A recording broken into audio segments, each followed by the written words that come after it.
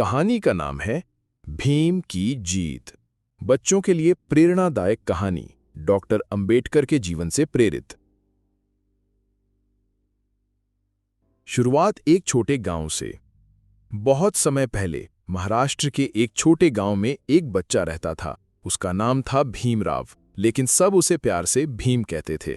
भीम बहुत होशियार और शांत स्वभाव का बच्चा था। उसे पढ़ना बहुत पसंद था। वो मिट्टी में लकड़ी से अक्षर बनाता, पत्तों पर लिखता और खाली डिब्बों को अपनी किताब मानकर पढ़ाई करता। पर एक परेशानी थी, लोग उसे अछूत कहते थे।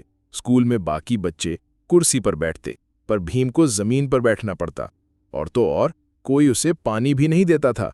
एक दिन स्कूल में बहुत गर्मी थी। भीम को बहुत प्यास लगी। मास्टर जी, मुझे पानी चाहिए, उसने धीरे से कहा। मास्टर जी ने सिर घुमाया और बोले, जा बाहर बैठ, यहां तेरा पानी कोई नहीं छुएगा। भीम की आंखें नम हो गईं। वो चुपचाप कोने में बैठ गया। पर उस दिन उसने मन में ठान लिया, एक दिन मैं इतना पढ़ूंगा, इतना बड़ा बनूंगा कि कोई भी बच्चा प्यासा ना रहे। किताबों से दोस्ती। भीम के पास किताबें नहीं थीं, लेकिन उसका एक सपना था। हर जवाब किताबों में होता है। वो पुराने पेपर, टूटे पन्ने और फटे हुए किताबों के टुकड़े खोजता और पढ़ता। एक दिन उसने एक दुकान पर एक मोटी किताब देखी, भारत का कानून। वो किताब बहुत महंगी थी। दुकानदार हंसा और बोला, अरे तू क्या करेगा इस किताब का, ये तो बड़े लोगों के लिए है। भीम कुछ नहीं बोला। वो घर गया और छोटी मोटी चीजें बेचने लगा। किसी के जूते साफ किए, किसी के खेत में काम किया। एक एक पैसा जोड़कर 1 महीने बाद वो किताब खरीद लाया। उस दिन वो बहुत खुश था। उसने किताब को चूमा और बोला, अब मेरी जिंदगी बदलेगी। बड़ा सपना, बड़ा सफर।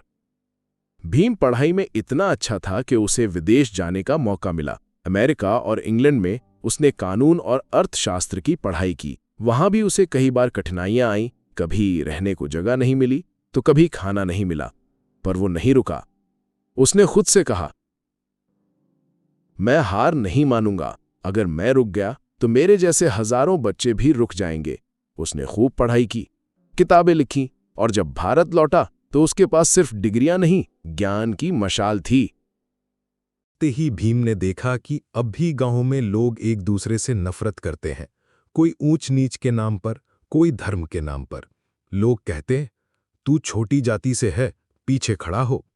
भीम ने सबको इकट्ठा किया और बोला, अगर सब इंसान एक ही धरती पर पैदा होते हैं तो कोई छोटा बड़ा कैसे हो सकता है। उसने लाखों लोगों को पढ़ाया, समझाया और उनके लिए स्कूल खोले। एक बार एक बच्ची ने भीम से पूछा, बाबा साहेब, क्या मैं भी डॉक्टर बन सकती हूं?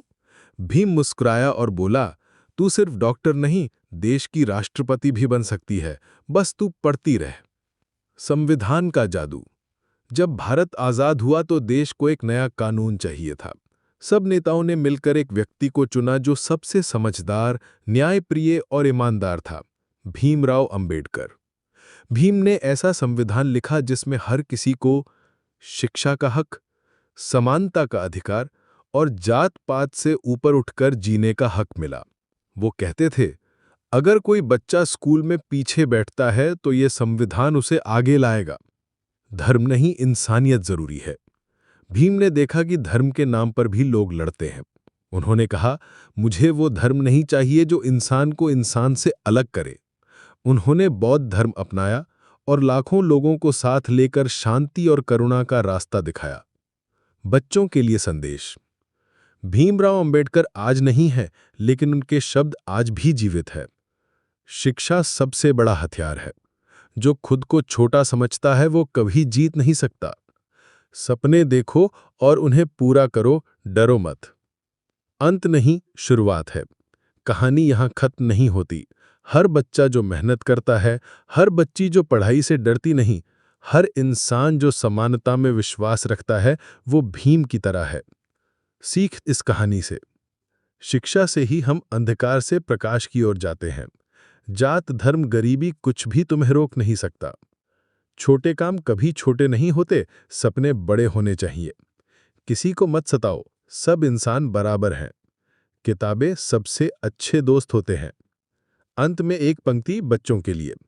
अगर बाबा साहेब एक गांव से निकलकर देश का संविधान बना सकते हैं, तो तुम भी अपने सपनों का भारत बना सकते हो।